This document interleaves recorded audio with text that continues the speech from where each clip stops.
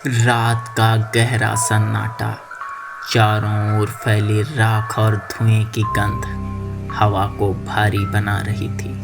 शमशान में जलती चिता की आखिरी लपटें धीरे धीरे बुझ रही थी, जैसे किसी आत्मा की आखिरी सांसें खत्म हो रही। धीरे धीरे उसी राख से एक शव उठने लगता है।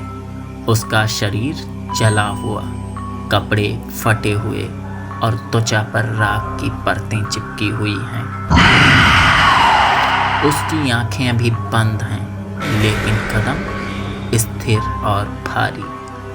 हर कदम पर जमीन से अजीब सी कराह निकलती है, जैसे धरती खुद उसका विरोध कर रही हो। शमशान की आग बुझ चुकी है, लेकिन उसके चारों ओर ठंडी नीली रोशनी फैल रही है। शव बिना किसी आवाज के आगे बढ़ता है। उसकी पैरों की आहट नहीं, सिर्फ हवा का दबाव महसूस होता है। धीरे धीरे वो शमशान की सीमा पार करता है और अंधेरे रास्ते पर चल पड़ता है।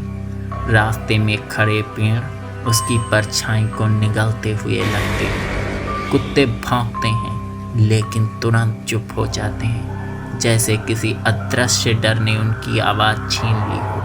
और फिर वो शव सीधा अपने घर की ओर बढ़ता है। रात का वही अंधेरा, गली में सन्नाटा पसरा हुआ है।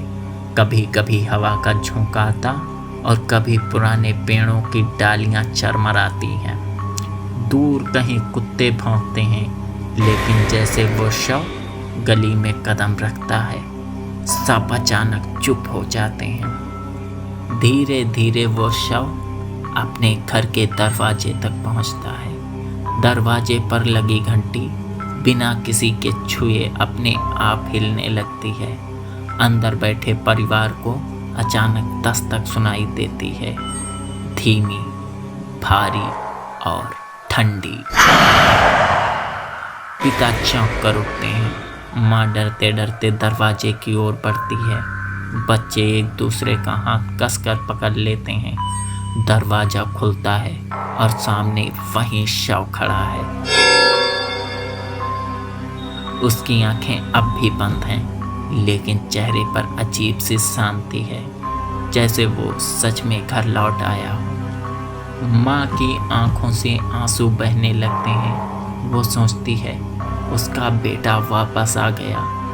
वो कांपती हुई आवाज में कहती है, तुम सच में लौट आए? शव बिना कुछ बोले अंदर कदम रखता है। उसके पैरों की आहट नहीं, लेकिन जमीन पर ठंडी नमी फैल जाती है। वो सीधे अपने पुराने कमरे की ओर बढ़ता है। कमरे में पहुंचकर वो वहीं पुरानी आदतें दोहराने लगता है, जैसे किताब उठाना, वहीं गाना गुनगुनाना और खिड़की से बाहर देखना। परिवार हैरान है, डर और खुशी के बीच फंसा हुआ है। रात का समय, घर के सारे कमरे अंधेरे में डूबे हुए हैं। सिर्फ दीवार पर लगी घड़ी की टिक टिक सुनाई दे रही है। परिवार सोच रहा है कि सब सामान्य हो गया। वो सब अपने कमरे में है, वहीं पुरानी आदतें दोहरा रहा है। लेकिन अचानक कमरे से अजीब आवाज आती है। दरवाजा खुला है। अंदर देखा जाता है कि शव खड़ा है, लेकिन उसकी आंखें अब भी बंद हैं। वो दीवार की ओर मुंह करके खड़ा है और धीरे धीरे किसी का नाम दोहरा रहा है, राघव, राघव, राघव, राघव। परिवार चौंक जाता है। माँ कहती है, ये किसे बुला रहा है? हमारे घर में तो कोई राघव नहीं है। पिता की आंखों में डर उतर आता है। सबकी आवाज धीरे धीरे भारी और गहरी होती जाती है। उसकी आंखें अचानक खुलती हैं, लेकिन उनमें इंसानियत नहीं, सिर्फ और सिर्फ अजीब सी चमक होती है, जैसे किसी और की आत्मा उसके अंदर झांक रही हो। कमरे की खिड़की अपने आप खुल जाती है।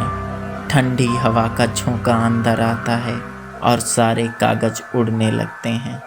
बच्चे डरकर माँ के पीछे छिप जाते हैं। शव अचानक कमरे के कोने में जाकर खड़ा हो जाता है। उसकी परछाई दीवार पर दिखाई नहीं देती और फिर वो जोर से चिल्लाता है, राघव, मैं तुम्हें लेने आया हूँ। परिवार चीख उठता है। पिता दरवाज़ा बंद करने की कोशिश करते हैं, लेकिन दरवाज़ा अपने आप खुला रहता है। कमरे में अजीब सी ठंडी नमी फैल जाती है, जैसे मौत का साया आया हो। जैसे तैसे रात बीतती है, सुबह हो जाती है। सुबह का समय होते ही घर के बाहर हल्की धूप फैली है, लेकिन माहौल अजीब सा भारी है। परिवार रात की घटनाओं से अब भी डरा है।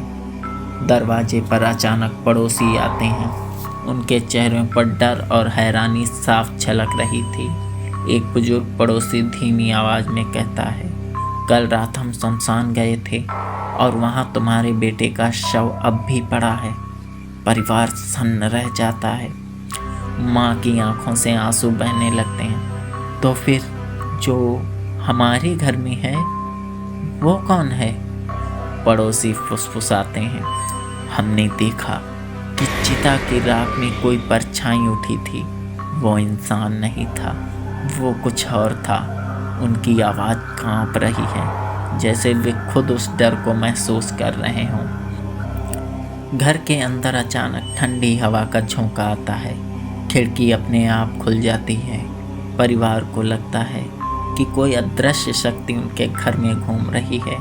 माँ डरते डरते शव के पास जाती है और उसे गले लगाती है, लेकिन जैसे ही वो उसे छूती है, उसका शरीर बर्फ जैसा ठंडा और बेजान महसूस होता है।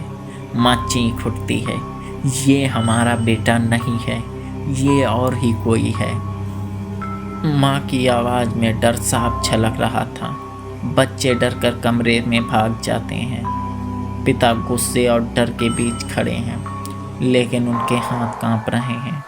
पड़ोसी धीरे धीरे पीछे हट जाते हैं, जैसे वो इस घर के अंदर कदम रखने से ही डर रहे हों। रात का गहरा अंधेरा। घर के सारे कमरे ठंडी और नमी से भर चुके थे।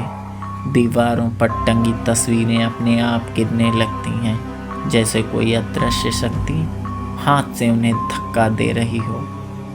सब कमरे के बीचों बीच खड़ा है। उसकी आंखें अब पूरी तरह खुल चुकी हैं, लेकिन उनमें इंसानियत नहीं, सिर्फ अंधेरा और अजीब सी चमक है।